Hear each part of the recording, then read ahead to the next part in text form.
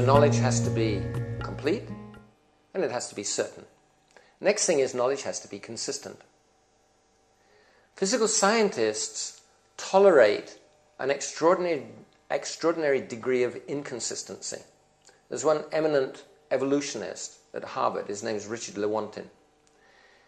He explained the attitude of physical scientists. He said, we take the side of science in spite of the patent absurdity of some of its constructs, because we have a prior commitment to materialism. We're forced by our a priori adherence to material causes to create an apparatus of investigation and a set of concepts that produce material explanations. No matter how counterintuitive, no matter how mystifying to the uninitiated. Moreover, that materialism is absolute, for we cannot allow a divine foot in the door. So, what he's really saying is that even if the explanations, material explanations, don't make sense to somebody who isn't committed to the scientific way of looking at things, anyway, the scientists, they have to accept this because they're sworn to materialism. So it means that the scientific establishment is not its worldview is not necessarily consistent with known facts, and it knows it, but anyway they tolerate because they must come up with materialistic explanations. But we say no.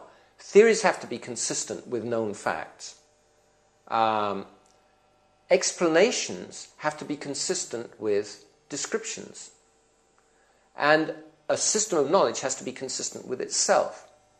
And it also has to be consistent with its own assumptions and criteria. So these are some aspects of consistent knowledge. And later on we can show that the Vedic wisdom, it is consistent and it's self-consistent, far more so than materialism. Fourth criteria, we need knowledge that's relevant to the essential issues. Now if we think, what are the relevant issues what are the pressing issues? What is the present crisis?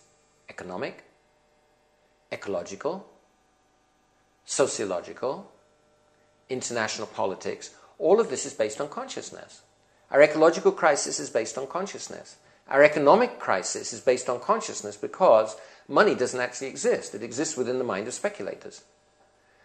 Sociology, the breakup of society, crime, violence, rape, suicide, all these things are consciousness-based. So how can one solve these issues with a matter-based paradigm that denies the real existence of consciousness? It's not possible.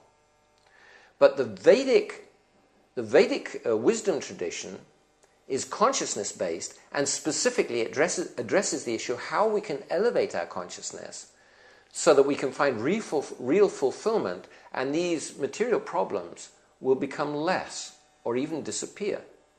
So, in summary, we need a new worldview that gives us complete knowledge, certain knowledge, consistent knowledge, and relevant knowledge.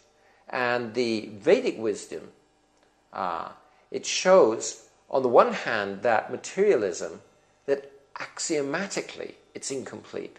Axiomatically it's illogical.